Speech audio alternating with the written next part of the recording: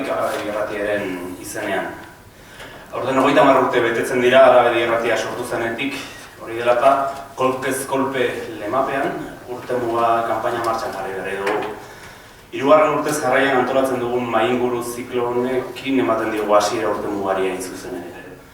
Gaurkoa ordea komunikabideen inguru hitz egiteko elkartu gara eta izenburuan ikusi duzuen moduan Euskal Komunikabideak 30 urtean eta zer gator gero, zein da gure gogoeta, komunikabideen inguruko gogoeta egitea da asmoa eta horixe da ikideak konbidatuko aurkeztuko dizkizuet, bai? Hasiko gara Agus Hernandik, bai? Agus Hernan kazetaria da, oso 8 urtez egon da gure irratiko zuzendari eta 2 urtez izan da Euskal Irratien zuzendari. Gero, Le Journal de País Basken ere ibilitakoa eta Antxeta Irratiaren sortzaile eta gaur egun Antxeta Irratiak kudeatzen duen elkarteko zuzendaria ere bada, Arratsaldeon. Bere ondoan, Aritz Agirre iruñarra da, albistegien arduraduna gaur egun, bertako albistegien arduraduna, eta horretik Gasteizen korrespontsal izana, Bilbon korrespontsal izana, eta baita Madrilen ere. Albistegien ardura hartu zuen arte, gero arte batean meruztulari erratzaioan ibilita, eta gaur egun berriz ere albistegien arduraduna da, Arratsaldeon. Iñaki Soto, filosofia ikasia berak, nahiz eta nahi batu dugu kazetaritzan intruso bat izan daiteken, bere garaian iritzi sailaren arduradun izan zen gara egunkarian eta gaur egun egunkariko zuzendari da. Liburu bat ere idatzia badu, Miguel Unamunokoarena, eta filosofia gida bat ere idatzitakoa dela esan dugu, Arratsaldeon Iñaki. Bere ondoan Gorka berezi hartua, Gorka kazetaria da, ikasketaz eta ofizioz, Argia egunkariko kazetaria, oraintsu arte kultura sailean aritu dena, eta gaur egun sarearen arduran edo dabilena, edo sarean dabilena, sareko notiziekin dabilena, eta baita blogaria ere, Boligrafo Gorria blogen, Magina idazten duena, Arratsaldeon Gorka. Eta Alberto Barandiaran, iruñarra, ere kazetaria, egunkarian ibilia, berria egunkarian ibilia, eta gaur egun ekarri duguna ekimen Euskal Herri ekimeneko Euskal Komunikabideen elkarteko zuzendaria dena, elkartea berria da, gero hortaz aparte Albertok pare bat ensaio idatzi ditu, pare bat saiak ere idatzi ditu, eta beste iman liburu ere bai Arratsaldeon Alberto. Eskerrik asko postoi hemen izateagatik, Arabedi Irratiaren izenean, eta ben aurkezpenak eta... Erantzun hori lehen, eta etxikea da Arabediri zoriondu nahi diot, hori 30 urte horrena atik kriston balorea du olako proiektu bat autogestionatua 30 urte irautea. Uste dut Euskal Herrian zarete, Euskal Herrian, Ipar Euskal Herriko irratiak ere bete dituzte orain 30 urte. Zarete bakarrak, zeren zuen parekotasuna duena eta aztaz irratia Maleruzki ekainen itxiko duena bere mikroak, eta hori berri txar bada. Eta batez ere, 30 urte horrenean kokatuta hartu duzuen erabaki estrategiko bat eta da Labedi 2 sortzea. Ez dut izugarrizko apostua da euskarazko irrati berri bat sortzea Gasteizen dagoen egoera soziolinguistikoarekin oinarrituta, ez? Piskat, lotzeko galderari ni beti badut nazional izaera aipatzen dugunean ni beti badut zalantza bat edo nik uste badira bi aproximazioneak. Bata da lurralaitasuna eta bigarrena da kontenidua. 2008-2009an horatzen naiz Julian Beloki bere garaian Euskal Irratiko zuzendaria zenik Urruñan esan genuen eztabaida bat, nik garai horretan Goirratiko Ipar Euskal Herriko Lapurdiko Goirratiko zuzendaria nintzenik nik esaten nuen Goirratia zela irrati nazional bat. Eta ez genuen gure uinak zabaltzen Gasteizeraino. Zeren niretzat garrantzitsuena da ez da non zabaltzen duzu baizik eta ze kontenido ematen diozun zure programei, ez? Eskema berdinarekin esan dezakegun Euskadi Irratia dela irrati nazional bat, egia esan ez dakit ze importantzia ematen dion Zuberotik etortzen diren berriei edo ez dakit zenbat entzule dituzten Zuberoan aterratzen adibide bat. Orduan, zentzu horretan ikusten nazio izaera oraindik estaditu dezakegun, eta nik bederen bai defenditzen dut lurralde eta zabalera baino, edo zabalkuntza baino, kontenidoan dagoen hori, eta nik uste Elabidek izan dezaket irrati nazional bat nahi baldin badu.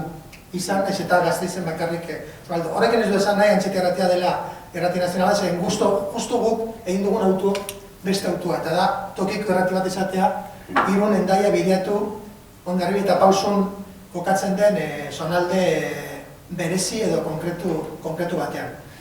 Hori izan da nola ikusten dudan ni tokikuko hori da galdera, ez tokiko? Bai, tokiko komunikabideen. Badut hor sensazioa gazi gozo bat, ez? Perretxiko bezala sortu dira momentu batean, batez ere prentsa idatzean eta azken boladan digitalezko prentsan, irratien egoera kontrakoa gertatu da, desagertu dira euskarazko irratiak sortu baino. Baina, perretxiko bezala, ez dakit ni momentu batean, izugarrizko presentzia izan duten, ez dakit lortu dugun euskarazko tokiko komunikabideen bidez irakurtzeko jendeak ohiturak aldatzea edo lortu dugu gure ganatzea, euskarari gure ganatzea jende gehiago irakurle bezala, ez? Ikusten baldin badugu ekimen barruan, uste dut Euskal Editoriala sinatu genituenak ginen 110 euskarazko komunikabideak, hori gehienak ez publikoak, gehienak ziren prentsa idatzikoak edo internetekoak, ez dakit zenbat jendetara heltzen garen, ez? Baitazko kontsumitzaileek zenbatekoak diren. Badu sensazione bat, sinergia eskasa dagoela, bakoitza bere txokoan dagona, bakoitza bere proiektua defenditzen, bakoitza harreman gutxi ondoko herrikoekin. Horren zentzu horretan, sensazioa bizkat arraroa dut, eta beste pare bat gogoetak, uste dut ez dugula asmatzen tokiko komunikabideak garain digitalera egokitzea. Egin duguna da, gehien bat bolkatu egoko kontenidoak interneten, eta baita ere, eta hori da niretzat kezka nagusiena, ez dugu asmatzen ari nola lotu euskarazko komunikabidei, gazteak nola lotu euskarazko komunikabidei. Nik uste hor dago benetan basamortuaren trabesia handi bat, belaunaldi artean ez da lotura egin, eta momentu honetan niretzat gazteak batez ere ez dira antxetako erratiko entzuleak, ez dira ere irunero hilabetekariaren nire kasuan, irunero hilabetekariaren irakurleak. Eta sensazioa dut ez dira ere berriako irakurleak. Berria da euskaraz komunikabideen artean portaaviones handiena, baina nik uste dut sensazioa entzekoa dut. Ez dugu lortzen benetan egokitzea ohituran edo erabilpen ohituretan izan den eta izaten ari den eta izango den aldaketari. Ez da nahikoa aplikazioa bat sortu tabletetan irakurtzeko, ezeketan nik uste dut berpentsatu behar da kazetaritzan egiteko moldeak benetan den badin badugu, belaunaldi berriak segitzea izaten gure komunikabideen kontsumitzaileak zentzu honean. Lehenengo, berari gehiagoela indio momentu nik uste dut kontu teknologiko batengatik. Hau da, hasiera batean interneta hasi zen moduan eta garraia zitzaken kopuruaren gatik edo, batez ere testu bidezko gauza bat izan zelako, ez? Nik uste dut hori ari dela iristen geroz eta gehiago beste esparru guztietan ere, ez? Ikusten besterik ez dago, EITBek egin duen apostua bere eduki guztiak jartzeko ikusentzunezkoak eta irratiak eta bai, ez? Asmatu dute den, nik uste dut interneten asmatu oraindik ez duela inork asmatu erabat, etengabeko garapenean dagoen zerbait da, eta oraindik ez dugu ikusi aldaketa horrek suposatzen duen guztiaren, ez dakit, portzentaje bat esan, 10 bat, ez dakit, ni sartu nintzenean argian hain dela 7 urte, internet oso gauza mantxoa zen, oraingoarekin alderatuta, etzen Twitter sortu zen orduan txe, ez zuen inorrak erabiltzen, ez dakit, eta gaur egun aldiz, irudi olako tresnarik gabe zindela kazetaritza mota bat edo egin, ez? Orduan, ari gara, ez dakit irakurketa orokor bat egin daiteke, baina, bueno, nik euskarazko komunikabidean bai ikusten ditut sarean, beraien esperimentuak egiten, gehiago asmatuz gutxiago, baina hor daudez. Ni behintzat nahiko baikorra naiz batetik, eta tren hau gutxienez hartu dugula gutxi gora bera gainontzeko hizkuntzetan abiatu den erritmo beretsuan. Naiz eta betiko problema dagoen euskarazko hedabideekin, eta da, baliabideak gutxiago direla, irakurle potentzialak ere gutxiago direla, eta bar, ez, baina, aurreneko. Azteleraz esaten den bezala, visto lo visto, todo el mundo es listo. Atzera begira, ikusten da, oraindik adibidez egineko zuzendaritza Bartzelan dagoela. Nahiago nuke aurrera begira jarri eta pentsatu interesatu da Laizter aterako dela, eta espero dut ere Javi Ezagutren eta beste guztiak ere Laizter, bezain Laizterren ere ateratzeaz. Egia da, gurea oso egunkari politikoa dela, eta zentzu horretan gure hemerotekari begiratzen badiozu, bai alde batetik garari, baina aurretik ere ginei, topatu egiten dezula, herri honen historiaren parte bat askotan kontatu ez dena, askok ere, gure herrikide askok ere ezagutzen ez dutena, beste alde batera begiratu dutelako, edo besterik gabe interesik ez daukaterako, eta nik uste dut horretan ikusten direla garai oso desberdinak.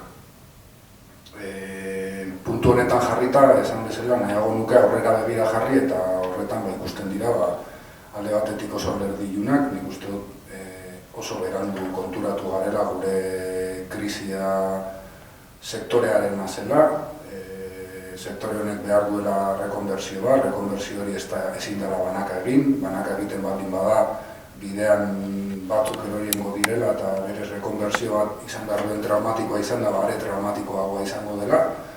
Eta agian ere gure kultura politikoaren ondorioz asko jotzen dugu, ziur asko ez da gure patrimonio bat, eta munduan ere gehienak, kultura gehienak honela izango dira, baina asko begiratzen dugu nerearekin zer gertatzen den horri. Zentzu horretan uste dut hemen badagoela gogo bat, hemen gauden guztion artean behintzat, bide horretan elkarrekin gauzak egiteko, ez gauza berdinak, norberak bere gauzak egiten ditu, gainera horietako bakoitzean norberak gauza nik uste dut hobeto egiten dituela alor horretan eta horri ere utzi behar zaiola, baina bai ikusten dut aurrera begira ez baldin bada perspektiba horretatik heltzen asuntoa, gure etorkizuna dela oso konplikatua.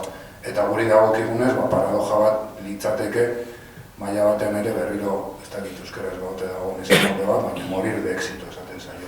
Nik uste dut gu egin gaudela oso momentu honean, batez ere horretik egin diren lan batzuengatik, alegia ez da nire ardura orain ondo gotea, baizik eta horretik egon den lantalde horren ardura batez ere, eta komentatu nahi dut adibidez Josu Juaristiren zuzendaritzapean egin zen lan guztia, eguneko gaiak aurrera pasatuta, egunkariaren eredua ere aldatuta, baina horrek ez du ezer ziurtatzen. Orduan ez badio heltzen daukagun arazoari, krisiarekin areagotu egin dena, eta nire ustez ez dena bakarrik asunto edo krisite edo arazo teknologiari lotutako arazo bat, lotuta elementu kultural batekin, eta baita politikoarekin. Eta niri behintzat nire arduraz aparte, alegia egunero egunkaria ateratzea aparte, eta hor zerbitzu bat gure komunidadeari eta gure herriari ere zerbitzu hori emateaz aparte iruditzen zait eperdilare dauzkagula arazo kultural sakonak baldin eta ez badegu rebertitzen joera batzuk, adibidez prentsak daukan elementu pedagogiko hori, uste dut oso atzean geratu egiten dena gure diskurtsoetan, gure urgentziak beste batzuk direlako, baina ez bakarrik zentzu kultural orokor edo filosofiko batetik hartuta, baizik eta politikoki ere iruditzen zait hemendik 10-20 urtetara herri honetan lidergo bat sortzen baldin bada, sortuko da prentsaren irakurle diren horien artetik, edo prentsa komunikabideen kontsumitzaileen aldetik. Eta iruditzen zait gogoeta hori beharrezkoa dela, eta noski gure kasuan ere euskararen mundutik ere egin behar dela. Esan badute, gaizki esan dute administrazioak ez duela babestu edo babes falta egon denik administrazioak. Esan dute administrazioak babestu Euskal Herabide eta Euskal Herabide asko sortu dira eta garatu dira Eski administrazioak emandako diru laguntzei esker, ez bakarrik horri esker, baina hori izan da ezinbesteko. Guk aurten baloratu dugu keinu bat bezala iazko kopuru bera egotia, entzun ere ia partida guztiak jaitsi direnean eta horako krisi, horako aurrekontu murriztaileen aurrean partida bat mantentzea ez da notizia txarrana. Baina gure ustez, hori ez da sektorea behar duna, detektatua delako ja proiektu batzuetarako.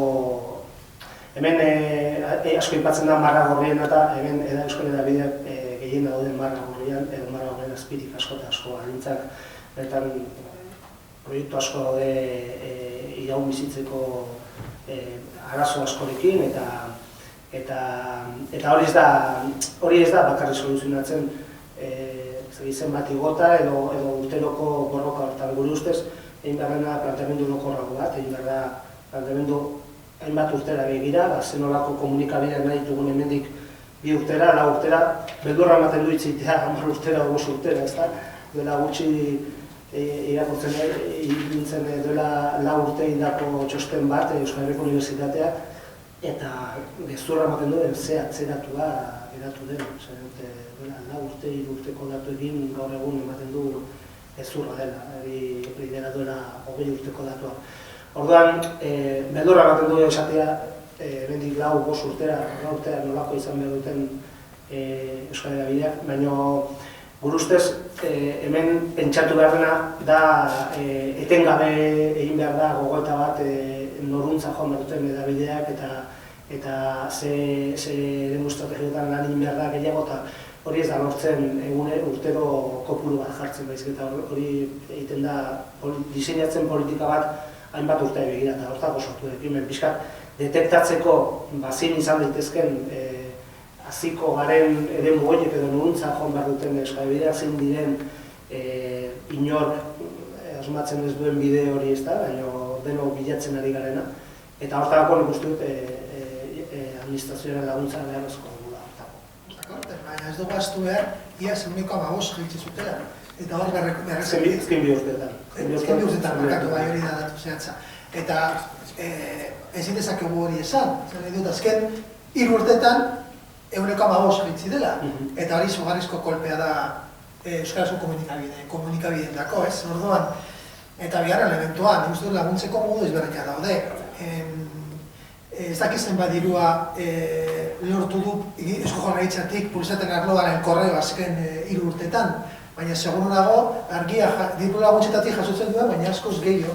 Zango dela, aurten badakigu arlo horretan izugarrizko jaitsiera egon da ere publizitatean eta hori ere sufritzen ari gara, baina modu asko daude laguntzeko eta hori egon dela publizitateen aldetik Alberto lehen aipatu duena 7, esan duzu, zuzenduta dago euskarazko komunikabideen dako, hori da elementu argi bat nora joan den dirua eta zenbat dirua joan den, baina hor dago diskriminazione azkar bat eta laguntza izkutatu bat, esan dezakegu. Orduan zentzu horretan nahi dut ere gauza pizka bat errelatibizatu, behar dela laguntza gehiago, behar direla politika iraunkorrak, behar direla urtezkotarako konbenio hitzarmenak lortu, noski baietz, baina momentu honetan pozik egon behar gira noski jaitsi ez dutelako, baina nik uste urrun gaude egoera normalizatu batetik euskararen komunikabideen arloan, batez ere. Bai, hor daudiez, dago, denbora luzea, zeren dagai bat asko landu dugula baita ere alabediko kideekin, ez? Hor dago paradoja bat, adibide bat, orain sortu dute, atera dute diru laguntzen deialdia, Eusko Jaurlaritza da instituzioen aldetik bakarra irratiei laguntzen duela, dute partida bat, baina frekuentzian dituztenei. Zer gertatzen da, 2 irrati bakarrik laguntzen daude. Bizkaia irratia eta segura irratia. Gu daramagu gure eskualdean 12 urte euskaraz emititzen egunero lortu dugu frekuentzi bat, ezestatu digutena, edukatu digutena, eta ez dugu eskubiderik diru laguntzen gana joatea, diru laguntzak eskatzea. Bueno, a mí que me lo expliquen, erdera esaten den bezala. hor dago kriston paradoja arraroa. Zer gertatzen da frekuentziekin? Nik uste gaia ezaguna da. Izugarrizko iruzurra egin du Lopezek zuzentzen zuen Eusko Jaurlaritza, irregulartasunez betetako prozedura bat martxan jarri zuten, eta azken etapan, azken 15 egunetan, Eusko Jaurlaritzatik atera baino lehen, konturatu ziren impresentablea zela egoera, eta atxera egin zuten. Baina atxera egin zutenean, nortzuk izan dira irrati kaltetunak, hor badira, noski baietz, badira 34 irrati, lizentzia lortu ditugunak, baina batez ere euskara izan da kaltetuena. Momentu honetan, hartzen badin badugu diala orokorrean, zenbat irrati daude erderaz emititzen dituztenak, zenbat irrati daude frantsesez emititzen dituztenak, eta zenbat irrati daude euskaraz emititzen dituztenak. Hor, egoera diglosiko izugarrizko batean gaude. 14 irrati, euskarazko irrati lizentziak emateagatik ez genuen diglosia egoera konpontzen, baina bederen esan dezakegun aurrera pauso bat zela, eta Lopezen gobernuak betetzen zuen bere hitza, zeren bere hitza zen 11 irratia euskarazko erreserbaretako, eta azkenean 14 irratiei eman diote. Osea, hori baina eratago. Bueno, baloratu ezakegu eskasa dela, baina positiboa zela gure aldetik, edo bederen urraz bat. Momentu honetan zer egoeran gauden? Gaude limbo juridiko batean. Ez dakigu zer gertatuko den. Guk errekurtsoak aurkeztu dugu, etxeteratiak errekurtso bat aurkeztu du, eskatzen ez bertan behera ustea, definitiboki bertan behera ustea konkurtsoa, izik eta hartzea Iñaki Sotok bere kronikak asmatu zuen el punto 5, formatuan, zan nahi du irregulartasunak hasi ziren momentutik. Hori berrartzea eta bukatzea. Eta bukatzea gainera gu oso lasai zetitzen gera, eta uste dut alabedi bi ere lasai egon daitekena, oso proiektu honak egin genituzkenak eta puntuazio aldetik oso goian gaude euskarazko irrati gehienak bederen, ez? Orduan, zentzu horretan lasai gaude hori eskatzerakoan, zeren badakigu berrartzen baldin bada, puntuazioan oso altua gaude eta oso proiektu gana egin duen, eta berriro eskuratuko ditugu. Arazoa ez da izan euskarazko irratien artean, arazo politiko badago hor. Hor norbaitek erabaki du, Grupo Notiziasi eta Gara taldeari frekuentziak ez ematea. Hor dago arazo, hor dago koska. Arazo politikoa dago, baina berriro euskara izango da kaltetua. Zeren zer gertatuko da, hor entzuten dugu, berriro abiatuko dutela konkurtso bat, baina oso zaila da abiatzea konkurtso bat 34 frekuentziekin prozesu juridiko batean daudenak. Zer egingo dute? Eman orain frekuentziak eta segur erabaziko dugu. Eta 10 urte barru prozesu luze o prozesu judizial batean ondoren berriro kentzea eman dutenei eta guri ematea, bada, limbo juridiko oso arraro bat, eta zentzu horretan guk aldarrikatzen dugu 5 puntutatiko, netatik horrela maita izan duen idatzi zuenean hori da, irregulartasunak abiatu zutenetik bukatu prozesua.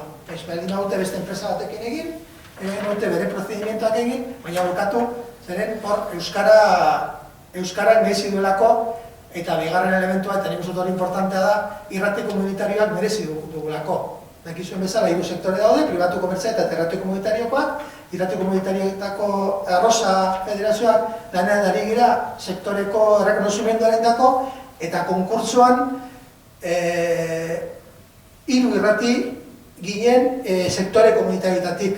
Jakin behar da, Estatu Espainolean bakarrik Valentzian dago irrati bat errekonozituta sektorietatik, eta badira 200 bat irrati. Orduan, izango zen aintzindaria, eta guazen zoriontzea, baina urratxaren emateagatik. Eta bederen, frogatzen genuen irrati komunitarioak ez dira beti bizi behar egoera alegal batean, baizik eta eskubidea dugu dialean besteak bezala lan egitea eta borrokatzea iguala de kondiziones. Lehenik eta behin, gezurra ez dugunik egin. Bida, leheniko goza esan egin behar dena. Nik uste dut, hemerotekara joaten baldin bagara, hor urratz kualitatibo batzuk ikusi egin daitezke, adibidez gu ekimenen parte gara, gaur sortziak bitaratzen dugulako, eta gaur sortzi dauzkan ez bakarrik kalidadearen ikuspuntutik, beste ikuspuntu bat ematen da, euskal munduan bestela ematen ez den ikuspuntu bat, baina horretatik aparte, gararen motorragatik ere bere difusio datuak dira ikusgarriak, ez dakit, konparatuta besteekin, benetan ikusgarriak. Zentorretan uste dut, kritikak onargarriak dira, baldin eta oinarritzen baldin badira egi batean, eta hor ez dago egi bat. Ni oso gertu sentitzen naiz, Alabeditik, Iruñatik nator, eta badaukagu Iruñan eta Gasteizen puntu makarra mankomun bat. Eta aprobetxatuz hori, makarra batzuk esango ditut, gai honetan aspektu makarrori ateratzen zaidalako. Gure euskararen erabilera da, bere garaian hartu genituen erabaki batzuen ondorioz. Ez guk bakarrik hartu genituen erabaki batzuen ondorioz, baizik eta amankomunean hartu genituen erabakien ondorioz. Erabaki horien ondorioz ere gure babesa eta laguntzarekin erabaki zen Euskal Herrian behar zela euskara hutsez egingo zen egunkari bat, eta gu horretan parte hartu genuen. Parte hartu genuen eta gaur egun ere parte hartzen dugu elkarlanean gauz asko egiten ditugulako, tartean rotatiba bat daukagu elkarrekin, ekaterekin, berria taldearekin. Erabaki horiek aldatu beharko dira, gauzak aldatu egin direlako. Herria aldatzen ari delako eta gainera aldatzen ari da bukartu ditugun beste erabaki batzuengatik. Ni oso ados nago, Arnaldo Otegik esaten duenean, ez duela ulertzen nola jende batek pentsatzen zuen hemen aldatu behar zuen bakarra eta zela. Eta ni ere berdina pentsatzen jarraitzen dut. Ez dut ikusten beste esparruetan etaren barruan edo ezker abertzalearen erakunde jakin batzuetan egin den moduko autokritikarik. Eta uste dut autokritika hori beharrezkoa dela baldin eta erabaki desberdin batzuk hartu behar ditu. Adibidez, euskararen alorrean uste dut diru laguntzen eskemak erantzun egiten diola hizkuntza mailan herri honetan hartu ziren akordio batzuei, batez ere PSEk eta PNVek hartutako akordio soziolinguistikoei. Sortu zutena egitura parainstituzional bat, euskalgintzan vertebratu egin dena, eta horrek bazeukan beste parte bat ere, eta esan euskalgintzaren aldetik mesfidantza bat botere horiekiko. Uste dut, gauzak aldatzen baldin badira, gu ere botere horiekiko daukagun harremana aldatu egingo dela, lehenik eta behin, unionetan gutako asko behintzat pentsatzen dugulako botere hori hartu egin behar dela. Hori bat. Eta beste alde batetik, ni orain nago lagun batzuekin oso lanean etxe bat egiten. Eta inori zaio bururatu eztabaidatzea ea sua etxe barruan egingo dugun edo ondoan dagoen baso batean egingo dugun. Nik ez dut, polemika hori ez dut sekula ulertu eta orain ere ez dut ulertzen. Nik ulertzen dut aitaren etxea eraiki egin behar dela, baina bertan bizitzeko. Eta daukagun klimatologia kontutan hartuta, derrigorrezkoa dela etxoretan su bat egotea. Eta gure sua euskara da. Ez dago niretzat eztabaidarik aitaren etxearen eta amaren suaren artean. Nik uste dut amaren suak beretu behar duela aitaren etxean. Periodiko bezala, argi daukadana da, gu daukagun egoera soziolinguistikoa daukagula eta gu ez gaude gure burua asebetetzeko. Alegia, gu bihar bertan, horren pixkat berandu da, baina bihar arratsaldeko 6 erabakiko bagen urrengo eguneko periodikoa euskeraz ateratzeko gaitasun edukiko genuke. Denok dakigu gaur egun berriaren egoera ekonomikoa zein den. Horrek zer ekarriko luke, sua aitaren etxea berotzeko erabili beharrean, ziur asko, kuarto bestarrean mesanotxeari sua ematea eta biak kaltetzea. Alde batetik aitaren etxea erretzea eta sua gortzen denean, edo uri hasten denean, baserririk gabe beratzea eta sua ere desagertzea. Nik uste dut, metaforak balio dute baldin eta benetan horrela egiteko baldin bada. Uste dut guk ere gauzak aldatu behar ditugula eta erabat ados nago adibidez diru laguntzen eskema gaur egun guretzat kaltegarria dela. Lehen aipatu da euskararena, baina ikusi beharko genukera pluraltasunarena. Lehenengo biktima irratien lizentziena euskara izan da, irabazitaz euskalako ja, baina bigarrena pluraltasuna izan da. Hemen askotan planteatu egiten da komunikabideak beste gauza guztia bezala. Demokrazian jaio egin zirela eta horietako batzuk zirela indartsuak, berez genetikoki horretarako predisposizio bat zeukatelako, eta beste batzuk ginela ahulak eta hori olakoa zirelako gure gurasoak, ez? Errealitatea, lehen Agusek planteatu duen eritate hori bezala da, gu diskriminazio bat, etengabeko diskriminazio bat jaso egin dugula, eraso beran egon garela denbora guztian, hori orain arte mantendu egiten dela, eta irrati lizentzien kasua evidentea, horietako evidentea, eta nik uste dut, beraiek aldatuko ez direnez, guk hartu da ditugu orain erabaki horiek, eta rekonbertsioaren zentzua ere horretan aipatu egiten duen. Euskarazko komunikabideak behar dira, guazen pentsatzera nola behar dira, nola egituratuko ditugun, zein darren arabera eraikiko ditugun, ze harreman edukiko dituzten instituzioekin, eta ze autonomia ere. Ze komunikabideen alorrean hori da dagoen arazotako bat, eta da, denok nahi dute organo bat. Erakunde guztiek nahi dute organo bat, parlamentuak nahi du, agintean dagoen alderdia nahi du, gure ideologikoki gure gertuen dagoen alderdiak ere nahi du organo bat, eta gu nahi dugu kazetaritza egin. Kazetaritzak izan behar du independientea derrikoa. Independentzia, lehen aritzek planteatu den bezala, bere mugak dauzka ere mundu honetan behintzat. Horiek ere marrastu behar ditu. Ni oso idealismoaren kritikoa naiz. Iruditzen zait Marxek bete-betean asmatu egin zuela, sozialismo idealista hori kritikatu zuenean, ezin delako jokatua mundua balitz bezala. Gu daukagun herria daukagu, hizkuntzaren ikuspuntutik daukagun herria daukagu, eta hori aldatu behar batin badugu, ezin duguna jokatu da beste herri bat egukiko beno bezala. Nire helburua ez da bakarrik euskaldun bezala bizitzea, hortarako nik badauzkat ez bakarrik eskubidea, baizik eta aukera pertsonalak, gure proiektua kolektiboa, eta horretarako nahi duguna da herri hau aldatu, herri hau euskaldun du. Eta zentzorretan iruditzen zait, atzera begira egiten baldin badugu, bai egin bere garaian eta bai garari euskararen alorrean bere ekarpenari buruz egiten zaizkion kritika asko, iruditzen zaizkit injustua direla. Baina ere ez da bai darako gaia dira. Irrati elebidunen kasuan, esan dut, Euskal Irratiako 30 urte bete ditu, eta sorreran ere, zeuden irrati elebidun eredu batzuk, zeuen ja herri irratia, zeuen egin irratia, eta hor sortu zela eztabaida bat edo zalantza bat, ez? Euskarazko irrati bat egin, irrati elebidun bat egin. Eta apostu bat egin zen Euskara hutsezko irrati baten alde. Eta eruditzen zait apostu hona izan zela, besteak beste, azkenean edabide elebidunetan erdarak euskara modu batean jaten duela. Eta nik uste Euskal Irratian 30 urteko esperientziak erakutsi du, posible dela, baina mugekin mundua euskaraz ulertzea. Ze gure kasuan ezin ditu jarri, prentsa idatzian aipu batzuk jarrita edo zeinek hitz egin dezake, baina irratian ez. Eta horrekin batera esan nahi dut, erabideak gizartearen ispilu direla.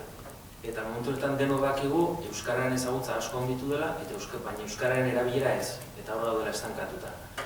Eta askotan esaten zaigu, guk izan behar dugula euskararen normalkuntzen eragileak, eta hala da. Eta guk egin behar ditu produktu honak, izan behar dugu erakargarriak, eta lortu behar dugu entzule batek erderazko medio bat baino geurea hautatzea. Balore ezberdin batzuengatik, produktu erakargarriago dugulako, beste balio batzuengatik. Baina eraberean ez da bakarrik gure lana, eta guk hori egunero ikusten dugu, euskarari eta euskararen erabilerari ematen zaion garrantzia. Alderdi batzuk eta egizetik kasunetan kolore guztitakoek gehienetan notizia puntero bat bilatzen dute difusio handiagoko edabide bat. Ikusi dugu adibidez, MCC-ren kongresua izan ondoren, ze arazo egon diren euskerazko adierazpen batzu lortzeko, eta hori oso harrigarria da, lekua ikusita eta gunea eta denak euskaldunak direla ikusita. Eta horrela, euskararen erabilera baita kazetarien gan ere ikusten da prensa horrekotan, norbaitek euskaraz galdetu eta atzetik entzuten den marmarrean. Orduan iruditzen zait, gizarteak oroar hartu behar duen erantzukizun bat dela eta ez pentsatu euskarazko edabideak diruz laguntzeagatik edo beraiek propositeagatik hemen asuntoa konpondu dela. Euskarazko edabide huts bat egoteko behar da ere hartzaile bat euskaraz nahi duena, eta ez da bakarrik produktua egiten duena erantzukizun.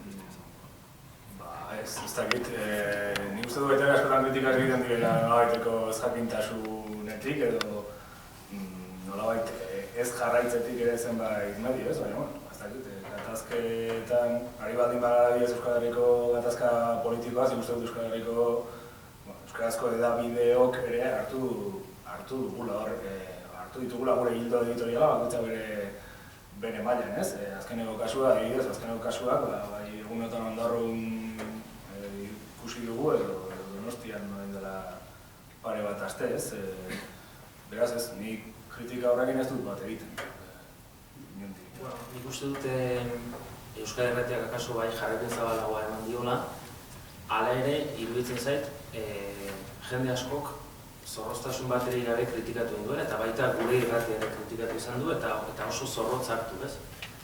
Iruditzen zait, bakoitzak hildo profesionaletik ere hartu behar dituela erabaki batzuk, eta niretzat ulertezina da pentsatzea, hemen hartzen dira kazetari medio batzuk integro purista bezala, eta beste batzuk ez dakiz Casa del Pueblo batzokitik etorri izan badira bezala, eta nik hori ez dut inolaz ere onartzen. Iruditzen zait, jarraipena batzuk eta berbetzen izakegu, batzuk alde batetik kritika batzuk izan ziren, baina nik ez dut uste isilarazi egin zenik edo aipatu da informatu dut zen, hortik aurrera etzen izan dut, ez? Baina nik bat adiez Euskal Irratian, askegunearen kasuan, goizean, bi egunenago entrevistatu genuen zigortutako gazte bat. Goizean entrevistatu genuen zuzenean, eta oso kalidade honekin, zigortuetako baten ama. Ertzaintzaren operazioan egon zen lekukoa. Ramon Bilbao ustu, aktore bat baita ere. Eta hala ere, gure lokuturek eta jaso izan dituzte Twitter bidez, eta bat kritikak. Ez dakit, akaso EITB-ren barruan dena sartzen delako, eta ez dakit ez. Baina, iruditzen zait, hemen bakoitzak baditura bere erabaki profesionalak, kasu batzutan asmatuko zen, bestetan ez, baina injustuak iruditzen zaizkit egin diren kritikak. Ez dakit, ni gaur goizean, goizeko 9:30 uste dut, jarraitzen ari nintzen Ile Artibaiko hitza saretik, eta uste dut 9-8.000 lagun dela streaming bidez jarraitzen operazio ez da. Gazteak ez dira erakartzen, Euskal Herriak ez dutela, nik uste dut asmatu behar dela, eta hemen inork ez daka, eta bestela dakanak izan dezala ez. Baina esaten denean, nik uste dut askegunean oso garbi izan dela, alde batetik horre dakan esanei politikoa, erresistentzia modu horregatik eta hori. Pero kazetaritzan ikuspegitik egin uste dut oso interesgarria izan dela. Eta izango dela, gogoratuko dugun zerbait. Eta nire ustez, hor garbi geratzen da, eta nire uste dut hori behintzat kazetaritzan, edo kazetaritzan gabiltzanok, kazetariaren garrantzia, ez da.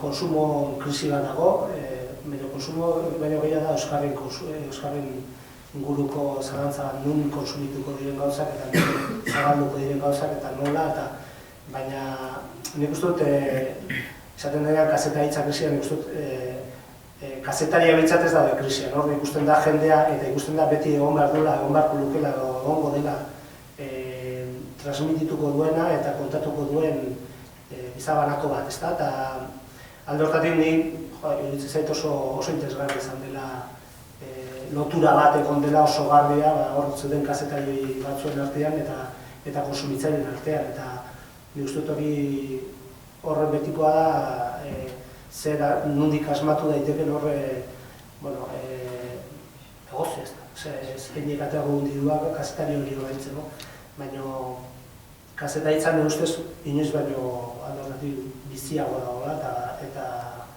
eta oso interesgarria dela. Nik indikatu nahi dut, komunikabideen papera.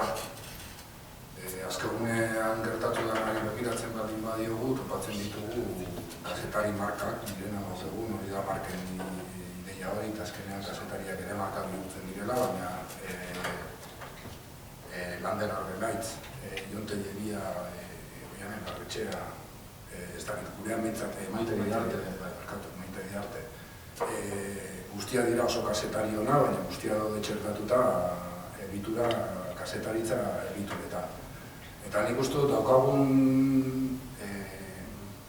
igual da gure barruko movida bat eta kontatzen dizuet eta ez dauka interesik zuentzako, baina azkenean ondorioak ere jasango dituzue hartzaile bezala. Eta ez da baloratzen behar beste erredakzioek daukaten garrantzia. Eta erredakzioak aldatu egingo dira, rekonversio horrek ekarriko ditu, orain arte bizi izan ditugun eta ezagutu ditugun erredakzioen desberdinak izango diren erredakzio batzuk. Freelanceren ideia hori oso polita da, azkenean ematen dizu aukera kazetari bezala garatzeko eta bar, ni ibilitakoa naiz, bankanetan lan hori egiten eta ederra da, baina egitura hori dauka garrantzio handia alde batetik ekonomikoki, biziraupenerako eta hori egin ahal izateko, alegia finantziatzeko lan hori, jende horrek egin duen lana, baina baita ere sartzeko deguairreko tipoak deitzen dio memoria instituzional. Erredakzioek osatu egiten dute komunikabideen memoria instituzionala. Eta memoria instituzional horretan regato baten barruan sartu egiten da. Eta horre kultura bat sortu egiten dut. Nik uste dut, azkegunearen hasierrek dago hemen aipatu, ez dut aipatu, baina eta Argazki Presekoa jende gehiago dago, ez? Baina nik uste dut jende horren guztiaren lana eta beraien arteko desberdintasunak ere, hizkuntzaren aldetik, trataeran aldetik, produktuen aldetik, nola komerzializatu diren, nola ez diren komerzializatu zabalkundearen aldetik, daudela lotuta ere gu dauzkagun egitura horiek, eta egitura horiek sortzen duten kultura periodistiko batik. Horrek garrantzi bat dauka gero aurkitzen duzun produktu horretan. Eta ez dut, goraipatu nahi dut jende horren lana, baina goraipatu nahi dut ere jende horren lanak daukan distia, daukan zabalpena, daukan oihartzun hori dagoela lotuta egiten den beste lan zabalago horri eta egiten den kultura periodistiko horiek. Eta nik uste dut, lehen aipatu diren gauza horiek ere, kritikak ere batzutan hortik etortzen dira. Ez da kazetari batek egiten duen lana, baizik eta memoria horretan eraikitzen, metatzen joaten den kazetaritza kultura hori. Eta horretan desberdintasunak, bidearteko desberdintasunak, eta nite quiero kontar, hemen eta daudenekiko desberdintasunak oso nabarmena dira. Eta horrek balio badoka, eta bilatzerakoan bideragarritasun sostenigarriak diren ereduak horri oraindik ere balio bat edo saiatu behar gara hori ere zer egiten. Bestela idei horrekin nik bizi ditu dalako, dauzkago adibidez gurean oso kazetari honak diren pertsonak orain Madrilen eta Barcelona dauden Beñazalua eta Alberto Pradilla, baina ez niek utziko beraiei egunkari bat egiten. Beraiek egiten duten lan hori oso ona da, dagoelako atzean beste lan bat osatu egiten duena eta hori txertatu egiten denako hildo editorial batean, akonpasatu egiten denako iritzi batekin, antolatu egiten denako, eta nik uste dut gaur egun ere kazetaritzaren balio handienetako bat bizi dugun gizartean da informazioaren jerarkizazioa. Jerarkizazio hori ondo ematen denean, egunkari batek asko irabazi egiten du, irrati batek asko irabazi egiten du, aldizkari batek asko irabazi egiten du, eta horrek guztiak ere sortu egiten du, ez bakarrik kultura, kazetaritza kultura bat komunikabidearen barruan, baizik eta baita ere kultura bat entzulearen edo irakurlearen kasua. Guztiz ados, nik hoxe esan nahi dut, kazetaria esan dudanean, kazetari bat dagoela esan dut, kazetari bat medio batentzat lan egiten zuen kazetari bat. Esan dut, ikuspegi editorial bat, politikoa dakana, hori izan. Nik uste dut, Albertok esan duenaren aritik, azkeguneak eta baita ondarroko zubi harresiak erakutsi du protesta egiteko beste modu bat, ez? Eta da, protesta egiten dutenak ez dira bakarrik azkegunean ondarroan daudenak, ez? Eta gainera protesta hori minutuz minutu aktualizatzen da, ez? Eta gainera protesta egiten da Euskal Herri osoa, Twitter bitartez, sare sozialen bitartez, eta nik uste hor bai asmatu behar dugula honi txertatzen. Baina bide hori ere arriskutsua dela, esan edo. Azkegunean eta bar oso fokalizatuta zegoen, eta bar, baina Twitterrek ze pasada txarrak ematen ari zaizkigun azken aldi honetan ez konfirmatzeagatik iturria, ez? Eta minutuz minutuko horrenatik hori bat. Gero bestetik guk izan behar dugu, kazetariok, errelatoa egiten dugunak. Besteena antzat hartuta konfirmatu da, baina errelatoa guk egin behar dugu. Gure kriterio periodistikoen arabera. Eta hirugarren esan nahi nuena kazetari ez dela protagonista. Eta salguarra izan nahi dutelana, baina ez da protagonista. Ez proiektu autogurtzen. Zeneko jarrepen horren ari eta bai, ados nago pizkat Twitterrekin eszeptiko izatearen kontu hori, baina nik impresio bat eta orokorrean kazetaritza mundua eta inguru batean montatzen denean askotan da igual ateratzen ikuspuntu bat bada nola gokituko garen honetara edo zer bat orkigun, ez dakit nolabait. Bai antzamatu batzutan hartzen dugula oraindik ere internet nolabaiteko mehatxu bat balitz zela edo, eta egia da, denoi gertatu zego, konfirmatu gabeko albiste bat kolatzean nahi gabe Twitterren ikusi dugulako eta bar, ez? Baina da horrean, iruditzen zait, ariketa bat egin beharko nukela, eta da, pentsatzea Twitter ez dela azkenean interneten dagoen gauza da, baizik eta, garai batan taberna bat izan nintzeko zerbait, ez? Eta zentzu hortan, gizartearen termometro bat ere bat, ez? Gai konkretu batzuen inguruan dagoen iritzi giroarena, eta horren barruan noski, kazetaria bere lana egin behar du, nolabaiteko autonomiarekin eta independentziarekin, baina zentzu horretan, bai iruditzen zait... Eta gehiagidan gabe. Ez, nik esan dut, asmatu behar dugula hor zertatzen. Esaten, eta nire horrein kazetari guztio daukago Twitterra, pasiboa gara, beste datu garen. Baina, hortaz aparte, esan nahi nuena zen, pasibo, aktibo, Hombre, ez dakit, nire uste dela, oitzea gauza berri batera gara kazetari entzat, ez? Eta nik hau ere redakzioan askotan komentatzen duen gauza bat. Twitter askotan erabiltzen dugu eduki sare bat balitz bezala, nire uste dela zerbait kombinatzen duena edukia eta marketinga, ez? Orduan, azkenean kazetariak gu gara gure produktuen salmentaren parte batez arduratzen garen, ez? Zabalkundeaz eta arduratzen garen neurrian. Nola daramagun hori, guk ariketa bat egin genuen duela ja 3 urte edo, eta zen erredakzio kazetari guztiak bere Twitter kontu personala edukitzea, argiaren ofizialaz aparte, ez? Eta nik uste da postua ondo atera zaigula, ez? Hau da, oso papera erratua zegoen redakzio bat, batean sartu da interneten, eta orain ari gara horren urrango urratsa edo prestatzen, eta ja da, nolabait, redakzio baterantz edo joatea, ez? Alde horretatik, gehi gero, orokorrean ja, sare sozialez aparte, internetek eman dizkigun bestelako aukera, ez? Gu aldizkari bat ginen, eta orain, egunkari bat gara, txikiak albiste gutxi egiten ditugu, baina egunero berritzen da gure weba, eta hortaz aparte ikusentzunezkoetan ere ari gara, baita ere, gure dimensioaren mailan, ez? Baina, hori pentsa ezin zen hori dela internet egon horretik, ez? Esan nahi nuen zen lehen. Gara eta berrien kasuan, prentsa idatzian ez dakit, baina irratian sarea, irratirako dena aukera. Ez dizkigu irakurleak kentzen, eta aldiz edatzen dugu gure sarean mundu osora, eta ikusi dugu. Eta orduan, zabaltzen zaigu asko merkatua eta ez zaigu kentzen, alde horretik, ez? Eta hori ongi aprobetxatu behar dugu, gero bestetik, oraindik ere ez daukago oso ongi konputatuta interneten egiten ditugun saiakerak irratian behintzat ze emaitza duen. Alegia, merezi ote duen ahaleginak oraingoz lortu dugun emaitza lortzeko, ez? Beti esaten duguna, oso ongi dago sarean jartzea, baina sarean jartzeko irratia egin behar da. Eta alegin bikoitz bat eskatzen du batzuetan. Baina horretzaz aparte bai identifikatu dugula, eta behintzat jarraipena egiterakoan, programa luzeek baino gehiago pildora txikiak dutela orain arrakasta. 5 minutuko entrevista bat, audio konkretu bat, urtza alkorta atxilotzen duten momentuan egiten duen oihuaren audioa, ez? Horrek izan zake jarraitza epira 10 segundu direlako, edo 5 minutukoa, eta uste dut hortikan bideratu behar dugula, baina jakin behar dugula ere bai horrek gure aldeko faktura ote duen. Zabalkundean arabera garbi dago, baietz gero ikusi gara jarraitzaien arabera. Hori da, aldaketa, kontzeptu aldetik aldaketa, ez? Lehen bat pakete osoa saltzen genuen, zen irratiko programazio bat, edo programa bat, edo aldizkari bat, edo onkari bat. Zorain, jozetario sensazio bat aleak saltzen ari garela. Edo aleak kolokatzen nola bat, ez? Artikulo bat, iritzi labur bat, eta nik uste dut hori bat, gure negozio eredua birpentsatzeko ere, nik uste dut punto bat, ez? Nik uste dut, prentsa idatziaren eredua bera joan da.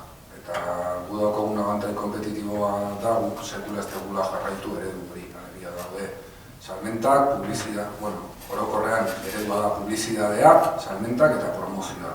Promozioak asko ego ziren, suizidio kolektibo bat eman zen komunikabideen aldetik, teknologia garriekin beste suizidio kolektibo bat, innovatu ez da egin, ez da internet edo ez internet, baizik eta zeintzuk hartzen dituzten gaur egun erabakiak eta dira beste enpresa batzuk komunikabidearekin zer ikusirik ez dutena. Lehen aipatu da, arazo bat daukagu eta inork ez duela asmatu orain arte. Ikaragarria litzateke guk izatea lehenengoak asmatzen. Garen herri txikia, garen gutxi eta garen txikiak izan da. Beti jartzen da adibide bat, baina gezurra Huffington Post planteatzen da, baina Huffington Andreak eukizuen lehenengo aukeran, zendu egizuen eta hortik aurrera tirugarea besterik ez dituzte eduki. Zabalkundearen eta zeharretan nik uste dagoela beste dogma bat, eta prentsa idatzia bere buruak kokatu egiten du masa komunikabide bezala. Niretzat geroz eta gehiago nabarmenagoa da elite komunikabide batzuk bihurtu garela. Eta geroz eta gehiago bihurtuko gara, baldin eta zerbaitengatik ordaindu beharko gara. Zerengatik ordaindu beharkoan, hori da eztabaidaetako bat, baina karo izango da beste produktu bat, gutxiago kostatu beharko da hori izera, eta egongo da solotuta sinadurei, markei, kazetariei, ikuspuntuari eta produktuei. Maila batean lortu beharko genukela eta naiz zentzurretan, transizio horretan hori da lehin bat, gertatzea gutxi gora bera musikarekin gertatu egin dena, baina LPen desagerpenaren 10 urte horieko eperik gabe. Alegia, bueltatu egiten da formatori, baina formatorre gaur egun dauzkan salmentak ez dira lehenoko ziranak. Dira kolekzionistari lotutako, horri balioerantzi bat ematen zaiolako, beste kalidade bat daukat hori guztia. Horrekin ez da sostengarria, informazioa debalde da. Orduan, eredu horretan ikusten egin ditugun gauza batzuk, oso arrakastatxuak izan direla zentorretan planteatzen duen, gaur egun bizi exito maila batean oso egoera honean gaude. Asko ere zabalkunde handiago daukagu, markaldetik ere ikuspuntu hobeago bat, baina dogma horiek ezin dira apurtu baldin eta dogma horietaz bizi direnak ez baldin badute hori aldatzen. Eta adibidez da prentsa idatzia. Prentsa idatzian ikusten baldin badugu azken hamarkadako beraien balantzeak beti gorari dira. Dana ematen die gorari dira, gehiago dira, beste baino gehiago, ez da gizet. Danak gezur bat da, komunikabidei buruz gezurra esaten baldin badute, bere sinergarritasuna bertan bera geratu egiten da.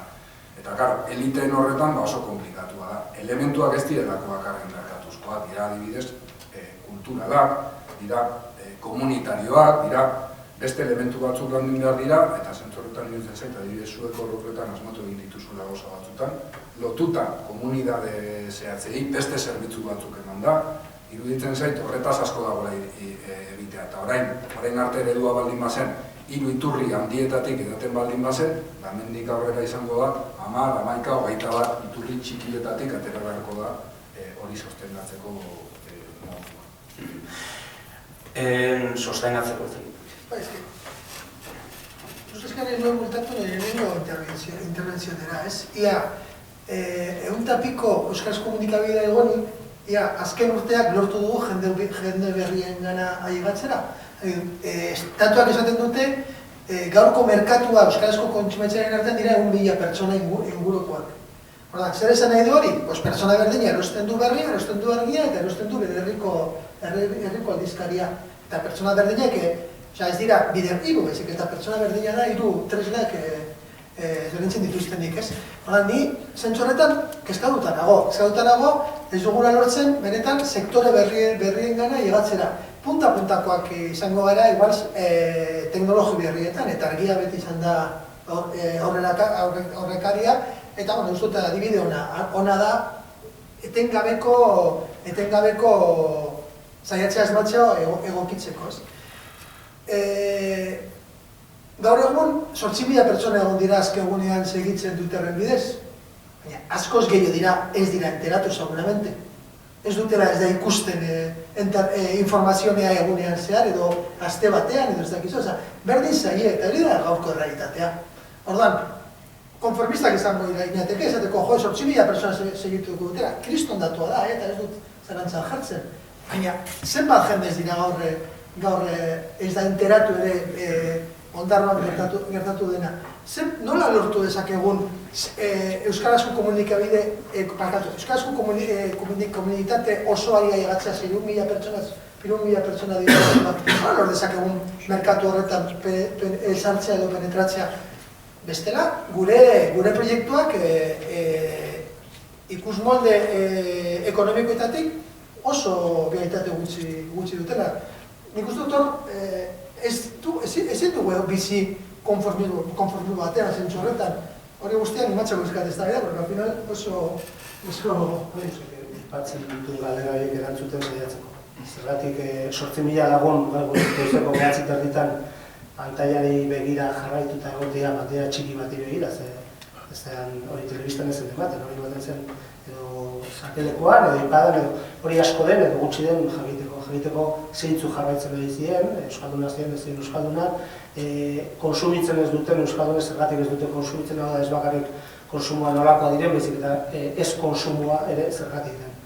Uste dut horri guztia gogoeta egin behar dela, eta guze badaki zaila dela horri guztiari erantzune batea. Kalitatea neurtzen nik uste dut egitezgarria dela. Guazen parametroetan, guazen jartzea, kalitatean neurtu daiteke.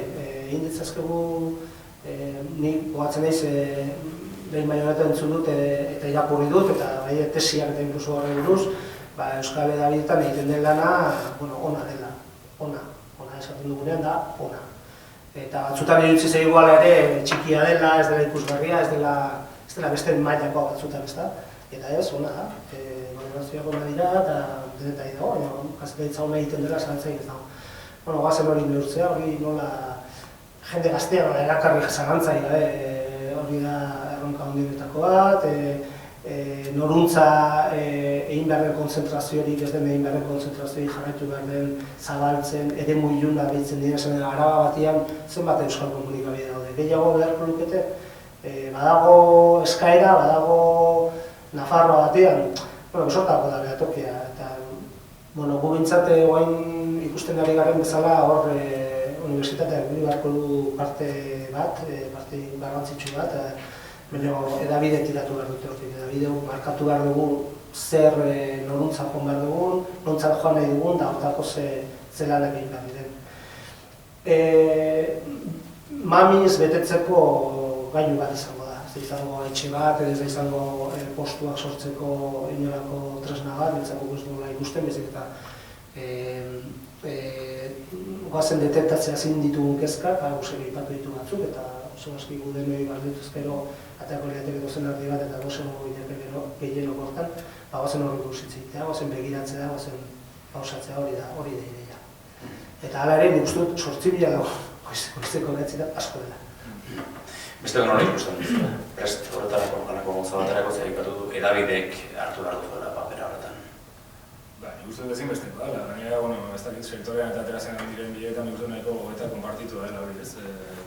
Horrelako zerbaiten gara, ez zuzen ere, galdera hori erantzuteko ere, nolabait, ez dakit ez, jarri behar direlako estandar batzuk, audientzia neurtzeko, eta ez dakit, ia, zer ez daukagu maila horretan, ez? Erabiltzen ditugun, neurgailuak ez dira erabakidagarriak, ez daude egokituta gure realitatera, eta ez beraz. Ekimenen barruan eta joango da garatzen bideak.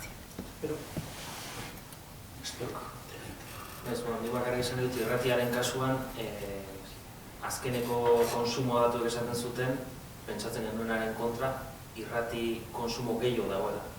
Jende gehiago dagoela irrati entzuten. Aldiz, nire sentsazioa eta esperientzia empirikoa da, 30 urte azpiko jendeak ez duela irrati entzuten. Ez duela entzuten, non eta ez duzun Twitterren zintzilikatzen, Gero, aipatzen genuen nola iritsi beste sektoretara.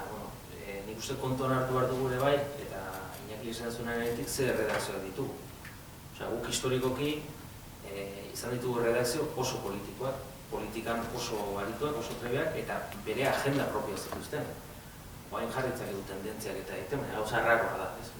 Aztertu behar da ere bai, jendeak ze eskak izun duen, baina zuk ere ze historia daukazun, eta gero batez ere zuk zertan ezin duzun gutxik egin. Eta gero, gaun egitura eta tradizio honen aritik askotan esaten da, bloke politikoa luzeegia eta etengabeari gara, batzuta besteak esaten duten atzetik eta badakigu zer esan behar duten. Kronika aurrez idatzi daiteke, nabardura batzuk duten. Baina aldiz, hortikan, atera nahi baldin baduzu, hor dituzu alderdi guztiak ere joka, denok agertu nahi dute.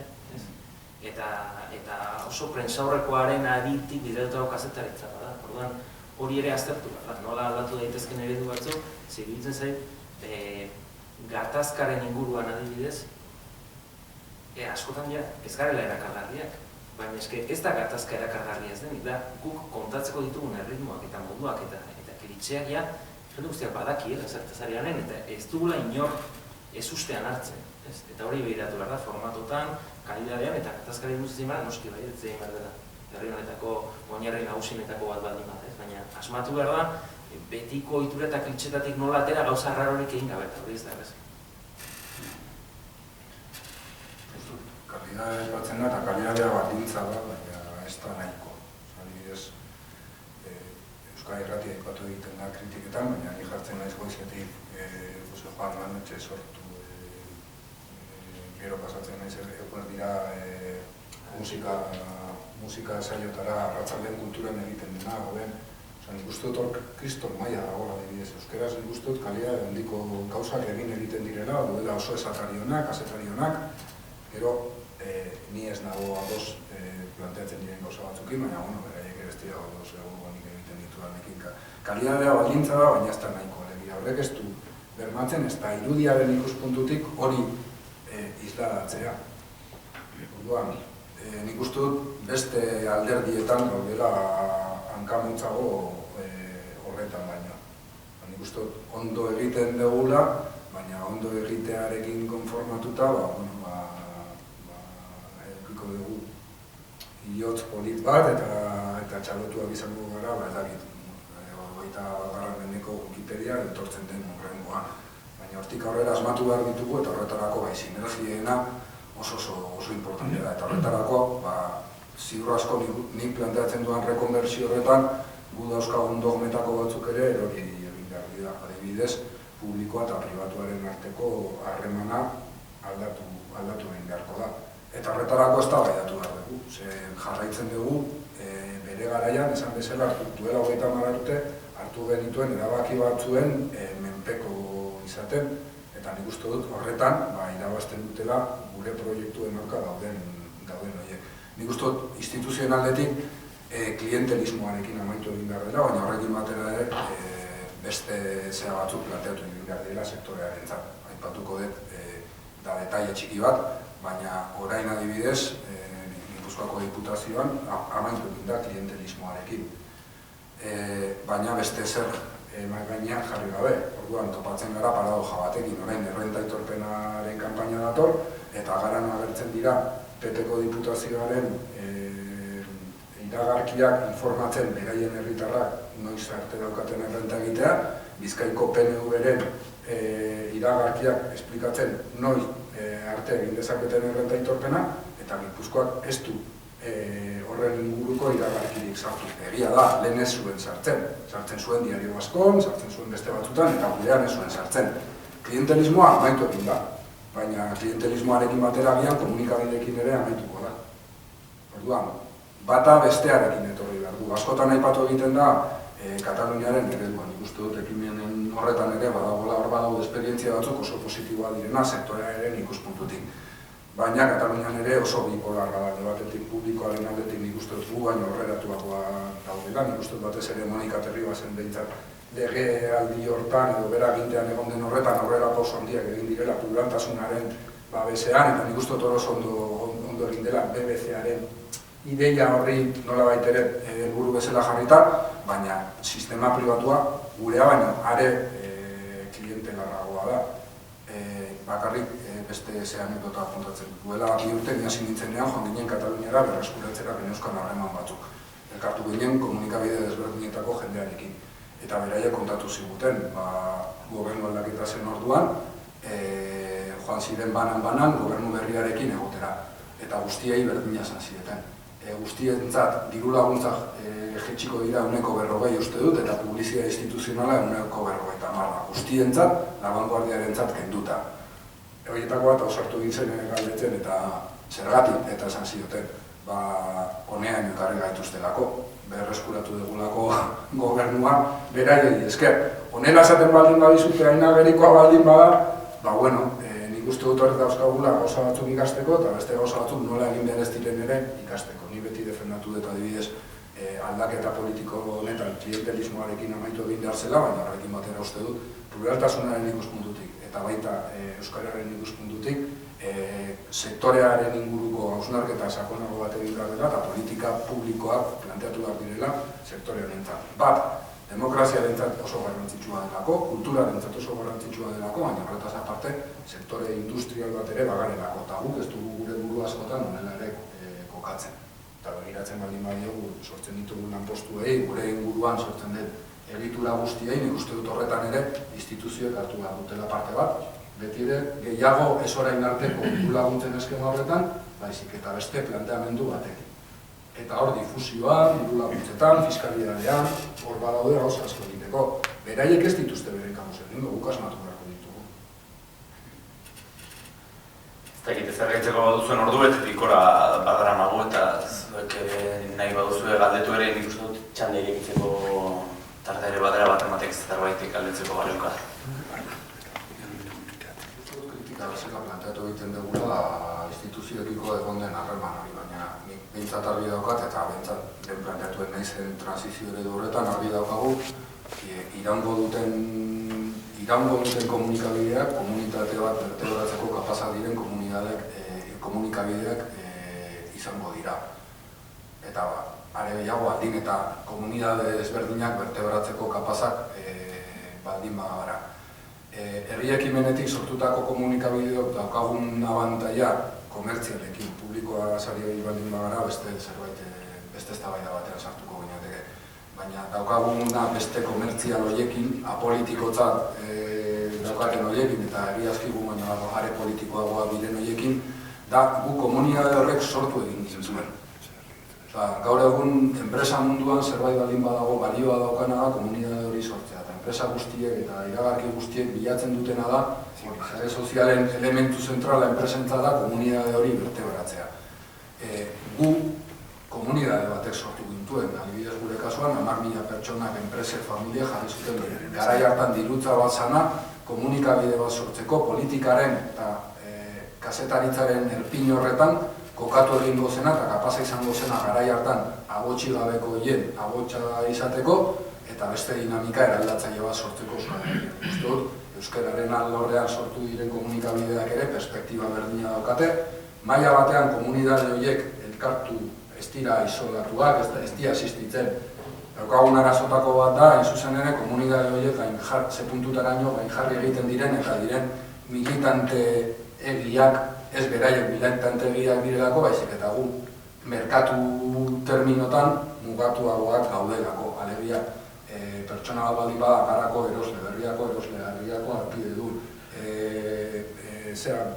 Antxetek gratiarentzat jarri behar baldin bada, sosketak egiten baldin behar erosiko baldin badu. Alabediko tabernara joango da, konsumitzea, ez dakiz zer, arazo bat daukagu oso gutxi bere hartan ari garelako, ez garelako kapazak merkatuaren ikuspuntutik zeheteko, baina gu daukaguna abantaila da, komunidade horiek existitu egiten direla, naturala direla, eta beraientzat oso garrantzitsua dela komunikabide hauek existitzea, beraien komunidadea berteberatzeko, eta beraien mezua ez komunidade horren barruan geratzeko, ez autokonsumorako baizik, eta horien zabalkunderako. Horregatik ordaindu egin behar da? Bai, ordaindu egin behar da. Bestela ez dago modurik hauek aurrera ateratzeko, eta horrek berdin balio du hemen gauden guztientzat. Baita erakunde publiko, komunikabide publikoentzat ere, gure zergetatik atera egiten delako hor dagoen dirua. Nola ordaindu behar da, ze kopuru ordaindu behar dian, ze zerbitzuengatik ordaindu egin behar da, horretan ez dugu asmatzen dauzkagun proiektuak bideragarriak egiteko. Eskakizunak handiak direlako eta gaitasunak askoz ere mugatuagoak. Baina nik uste dut ez direla kontrajarriak eta egiten den kritika instituzioei gehiago da ez duela ikusi sektorea bere horretan, alde batetik egun daiteke Euskararen sektorea, herri ekimeneko sektoreak egongo liratezke, baina baita orokorrean komunikabideen sektorea, zentu horretan nik uste dut kritika zuzena dela eta beharra nabarmena, konfluentziak eman behar direla horretan, baina horretaz aparte nik uste dut gure indar nagusia dela komunidade hori. Eta lehenik eta behin egin behar dena da, komunidade horreken esfortzua eskertu. Lehen planteatu dudan horretan, guk apurtu egiten dugu moldean, guk batez ere salmentengatik bizi gara. Gaur egun gu ari gara jaisten, 8% salmentetan ere, gure difusioa ari den arren, gu jaisten ari gara salmentetan, baina tartean ere ohiturengatik, erosotasunagatik, gu ez garelako kapaz izan zerbitzu horiek emateko, dirua ordaintzeko prest dauden horiei. Baina harri dagona da, horri esker bizi garela gu, eta beraiek horrekin bakarrik ezin direla bizi. Horri askotan aipatzen da laguntzen morrontza eta hemen goratu behar da, hemen mintzatekin barruan dauden erabidereina sortu zirela diru laguntzei gabe. Sortu ziren komunidade bat zegoelako eskatzen zuena, beharrezko zuena, eta diru laguntza gero etorri dira.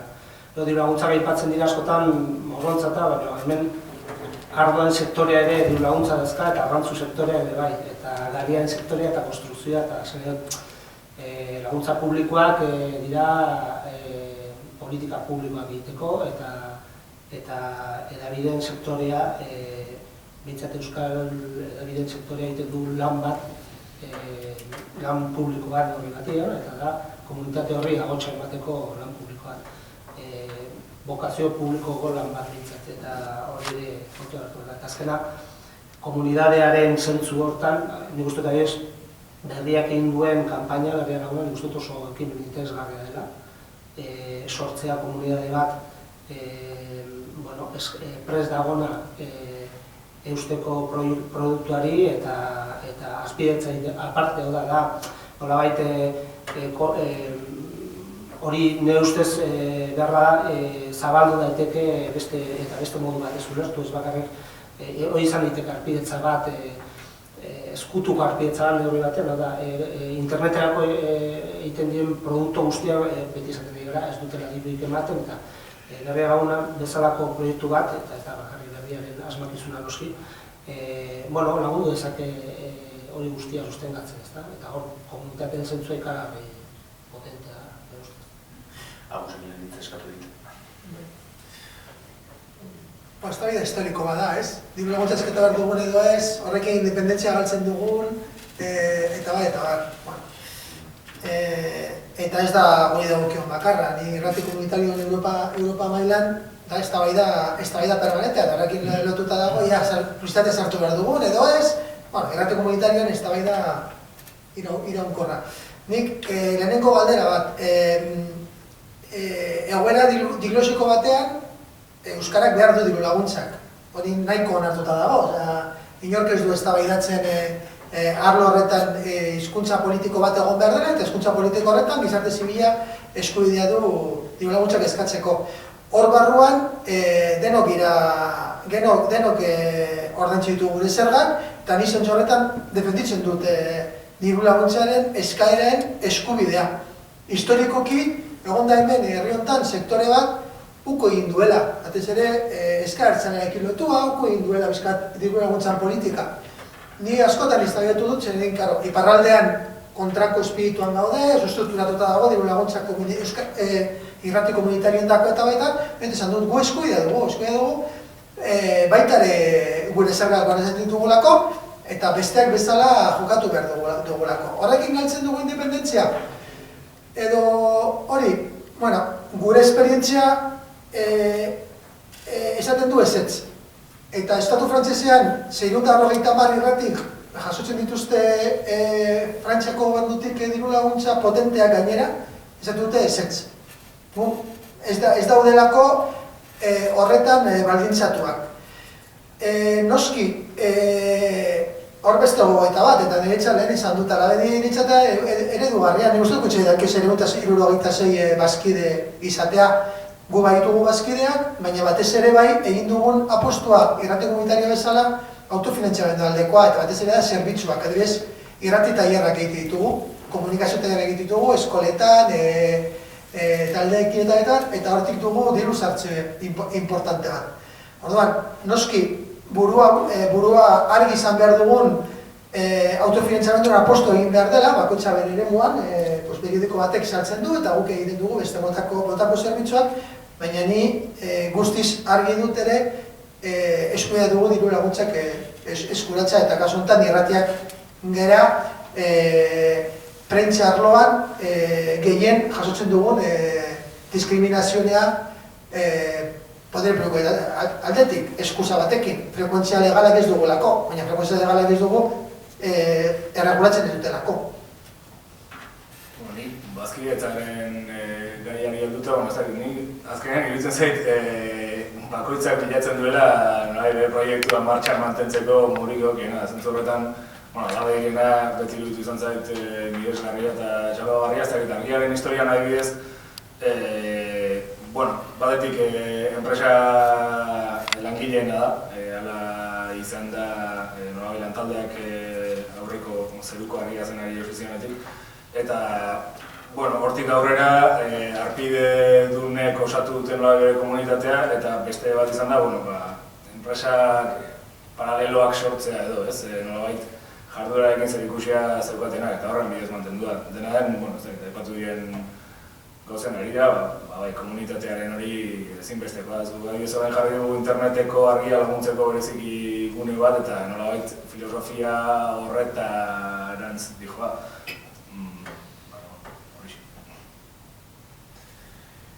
Ez dakit beste galderarik baduzuen hor jendartetik, eta nik uste ordu ere berango xamar gabiltzala, besterik ez baduzue eta zuetik gehitzekorik ez baduzue, maitu zate matiko ere.